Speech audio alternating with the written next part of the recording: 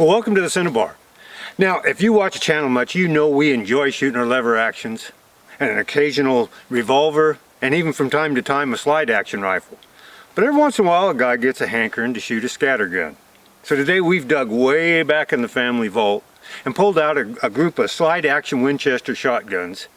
We're going to talk a little bit about each of the models, and better yet, we're going to do a little shooting with them. So stick around. This ought to be entertaining and maybe a little educational. And don't forget discount code Cinnabar2023 for 15% off all orders at our sponsor Old Arms of Idaho through the end of this year. Now we've brought out a pretty good variety of Winchester slide action shotguns today. We'll start off with a 1893 Winchester, then we go to a 1897 Winchester, both of these in 12 gauge, then a 20 gauge Model 12, and a 12 gauge heavy duck Model 12, and then of course everybody's sweetheart, the Model 42 410. Now these are guns that have been in the family for generations, and they really weren't intended to be sport hunting guns. You see, the family in the 1940s and 50s farmed large areas of grain in the Warner Valley east of here, and at that time the Pacific Flyway was just teeming with waterfowl, and of course big open fields of grain was just a enticing spot to have a little rest and a free meal on their migratory route.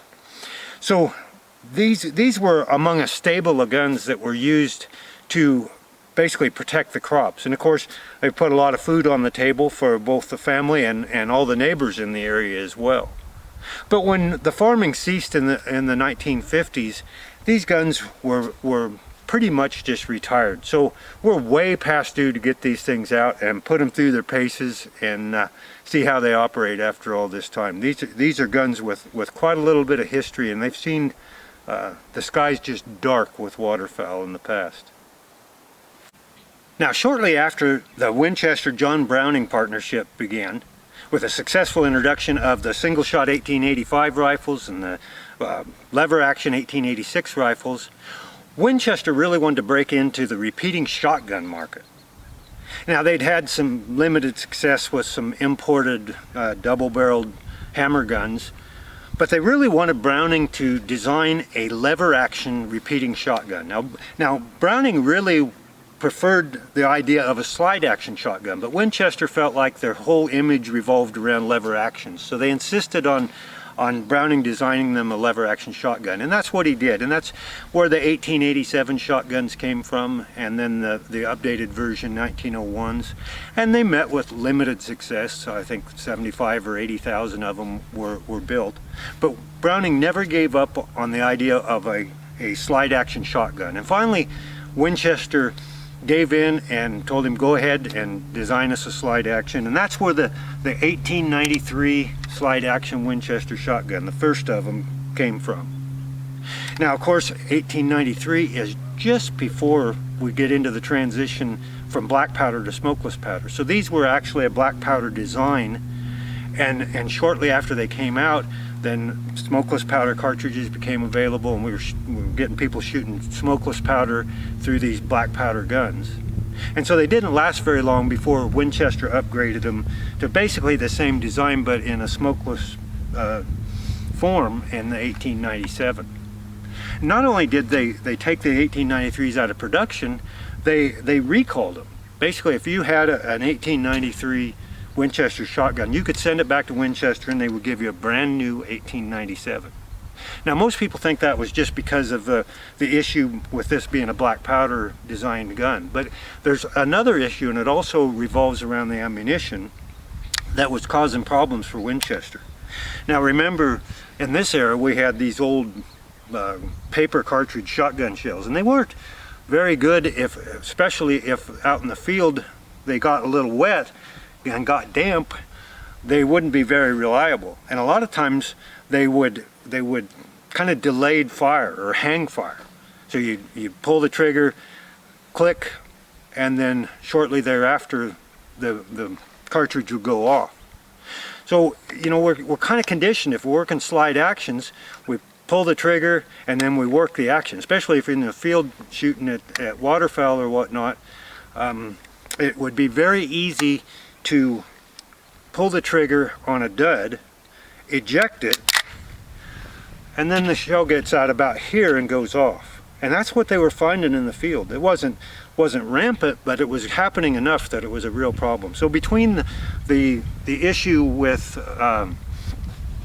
the black powder design and then having these cartridges going off out here after they've been ejected, Winchester felt they had to do something different. And that's where there's two differences with the 1897. First is in the fact that it can take the pressures of smokeless powder, and the other is, now if we look at this 1897, we can pull the hammer back, slides locked.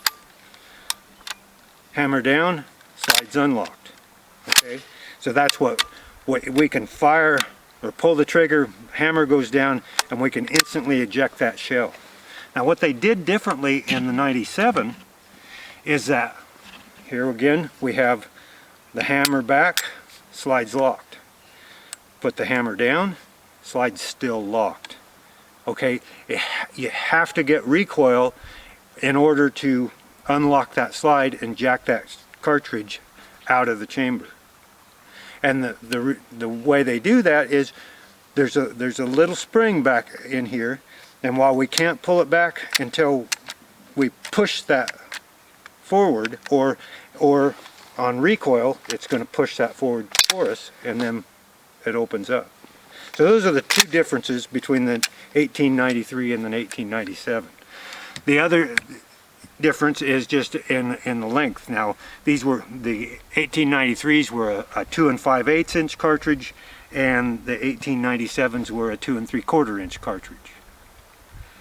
Now let's see how this 1897 fires. I don't have any black powder 2 5/8 inch cartridges. I would love to shoot this old 93, and maybe we'll do that someday if we ever come up with the right cartridges for it.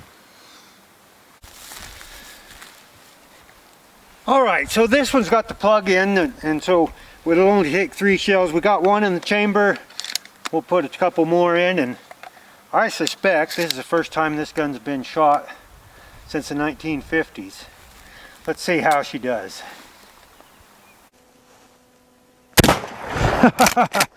Oh, I like it. I guess we scared the ducks off the pond.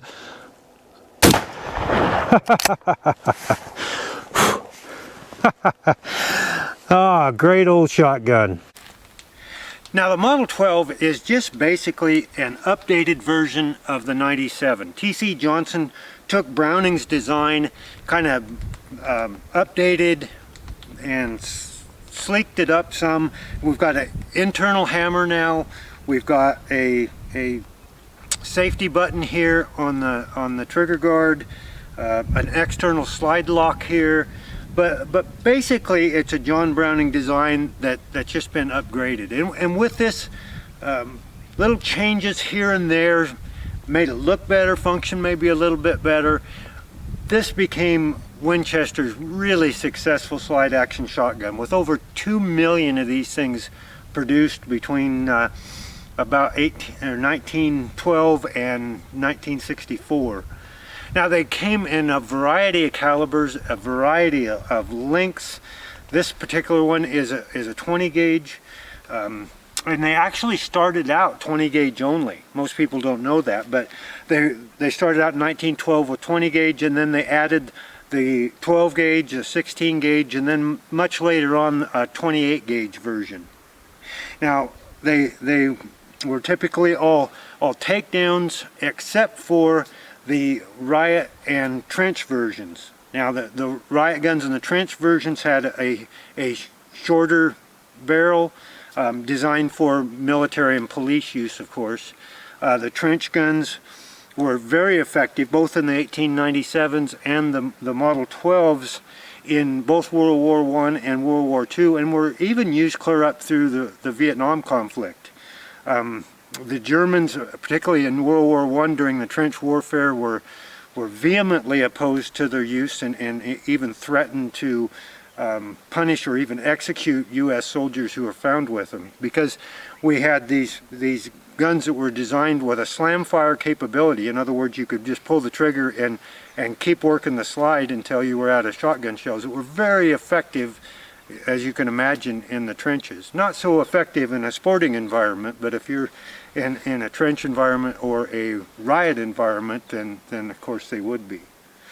Okay, so these became extremely successful for Winchester for a variety of reasons, and of course part of it was that you could get them in so many different configurations and barrel lengths, and you could get fancy versions. You could get a solid rib or a vented rib. This 20 gauge, of course, is a solid rib. We even have the heavy duck version, which is our 12 gauge that we have here with a 3-inch cartridge capacity.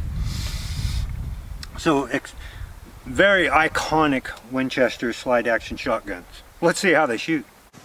All right, first with this 20 gauge.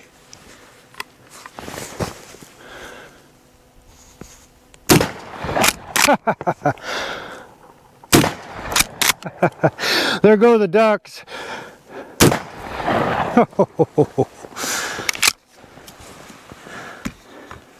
And now this 3-inch heavy duck. Oh, there's a difference.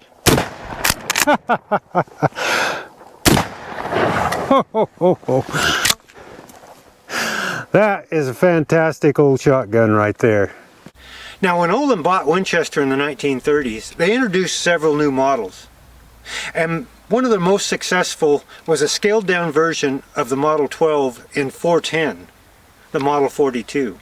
Sold about 160,000 of these Model 42s. And while they're not a John Browning design per se, they certainly have their roots in those early John Browning design Winchester slide action shotguns. These things are highly prized by collectors today and very valuable and still great fun to shoot. Now, last but not least is this Model 42 in 410. Now, Winchester had marketing terms like the gun that won the West, or the rifleman's rifle, or even the heavy duck. But this one was marketed as everyone's sweetheart. And it really is just a wonderful, wonderful little 410. This isn't one that would have been used on waterfowl to keep them off of the grain fields. But, you know, we have a lot of grouse, a lot of quail here, chuckers, just a wonderful little shotgun for those kind of birds. And of course we use 410s a lot around here for digger squirrels to do a lot of damage. Of course we don't use everybody's sweetheart for that one. We've got some old beaters we use for that purpose. This one's just a dandy, and it's kind of a special one because my wife's granddad bought this one locally here, and we've still got the receipt for it here. He bought this at a local sporting goods shop for the princely sum of $73, plus $20 to have the cuts compensator put on and have the variable chokes or replaceable chokes. Let's see how this one does. Might be a little anticlimactic after that 3-inch heavy duck. Oh, it gets it done.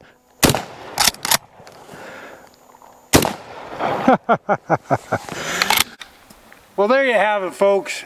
The Winchester slide action shotguns. Heck of a lineup, just some wonderful high quality old scatter guns. Well, I hope you've enjoyed today's episode. I know I sure have.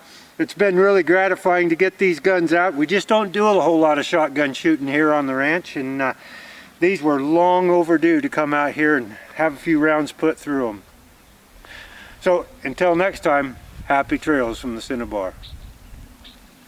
Now, if you're interested in Winchester shotguns, or any other Winchesters for that matter, do yourselves a huge favor and join the Winchester Arms Collectors Association.